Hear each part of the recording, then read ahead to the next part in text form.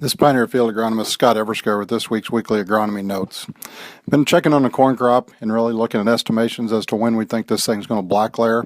You see up on the screen there, it looks like a lot of the corn planted that last week of April, first week of May is going to reach black layer physiological maturity around that August 20th, August 25th time frame. So here in a strong week, 2 weeks, a lot of this corn is going to reach black layer. So once we reach black layer, that's around 32% moisture. If you start calculating then when it's going to take this corn to dry down, it takes approximately 30 GDUs to remove 1 point of moisture from black layer down to about 25. And then from there down, it takes about 45 GDUs to remove moisture really below 25. So as you can see, it takes about 400 to 450 GDUs to get down to 20% after black layer. So really it's going to depend on the weather we get late August, early September on how fast this corn is going to dry. But current projections would put us somewhere around the middle of September to maybe the third week of September with some 20% corn. With the corn crop maturing pretty fast, we also know that it's going to be a big week this coming week for silage. A lot of guys really gearing up, really getting ready to go. Just keep in mind, a couple things around silage. That old 35 to 45 day post-silking rule of thumb really targets about 30% whole plant dry matter.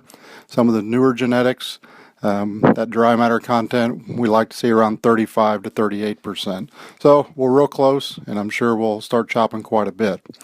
Keep in mind one thing, wetter than normal conditions during vegetative growth, while improving whole plant yield, tends to reduce fiber digestibility.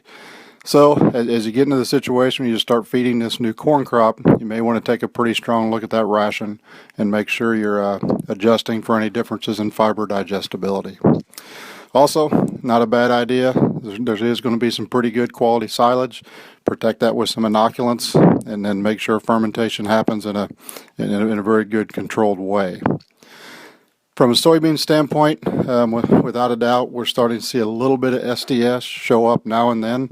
Definitely not at the levels we saw a year ago, but that disease definitely has the potential to blow up pretty quick. The 10-day forecast, even looking from today, looks pretty good. Looks like we're kind of drying out a little bit. Temperatures in the upper 80s, low 90s. Really giving this crop exactly what it needs, which is some good bright sunshine. So really look forward to the crop responding to the sunshine. The bean crop is really going to soak it up. Potting looks to be very good. Pod set's very good. A lot of these early beans are really packed on some pods. So if we can catch a couple more rains to go ahead and fill those pods, looks like we're set to harvest some pretty good beans as well.